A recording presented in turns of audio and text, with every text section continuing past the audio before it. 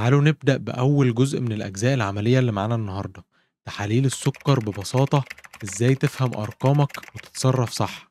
اللي بيخلي مريض السكر يتحسن مش العلاج بس، ولا الأكل بس، ولا الرياضة لوحدها. اللي بيخليك تتحسن بجد إنك تفهم التحاليل بتاعتك كويس.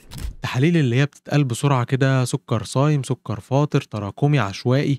كل واحد فيهم له معنى وله توقيت وله دور. ولو فهمتهم هتبقى ماسك الخيط اللي يوصلك لسيطرة حقيقية على مرض السكر. تعالوا ناخدهم واحدة واحدة. أول تحليل: السكر الصايم، وده بيتعمل وانت صايم من 8 ل 10 ساعات. مفيش أكل، بس المية اللي مسموحة.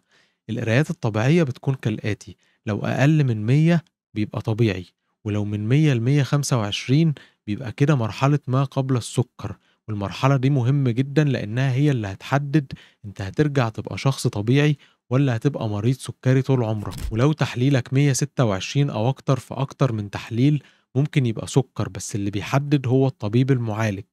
والهدف من تحليل السكر الصايم إن احنا نشوف جسمنا بيعمل إيه وهو مرتاح من غير تأثير الأكل عليه. تاني تحليل معانا هو السكر بعد الأكل بساعتين، أو السكر الفاطر، وده بيتعمل بعد ما تاكل وجبة طبيعية بساعتين بالظبط. القرايات الطبيعية بتكون كالآتي: أقل من 140 يبقى ممتاز، ومن 140 ل199 يبقى مرحلة ما قبل السكر، و200 أو أكتر يبقى غالبا في سكر. التحليل ده بيوضح هل الجسم بيعرف يتعامل مع السكر اللي داخله من الأكل ولا لأ. تالت تحليل هو تحليل السكر العشوائي، وده بيتاخد في أي وقت من اليوم ومش مرتبط بأكل ولا صيام. لو النتيجة طلعت فوق 200 ومعاها أعراض تانية زي عطش شديد، تبول مستمر، إرهاق غريب، يبقى لازم تتحرك فورا وتراجع الدكتور. نيجي بقى لأهم تحليل، وهو السكر التراكمي، وده مش بيتأثر بيوم ولا بوجبة معينة.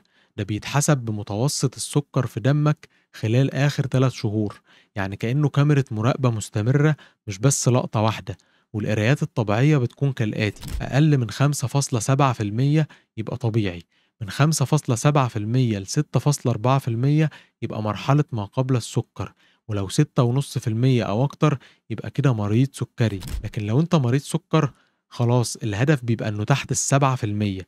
وفي ناس ممكن نقبل 7.5 أو حتى 8 حسب السن والحالة الصحية العامة، وده الطبيب المعالج بتاعك هو اللي بيحددهولك.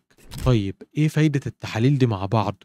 الصايم والفاطر بيقولولك إيه اللي بيحصل في لحظة معينة، والتراكمي بيقولك أنت ماشي إزاي بشكل عام، والعشوائي ده أداة طوارئ تقدر تفهم منها بسرعة لو في مشكلة.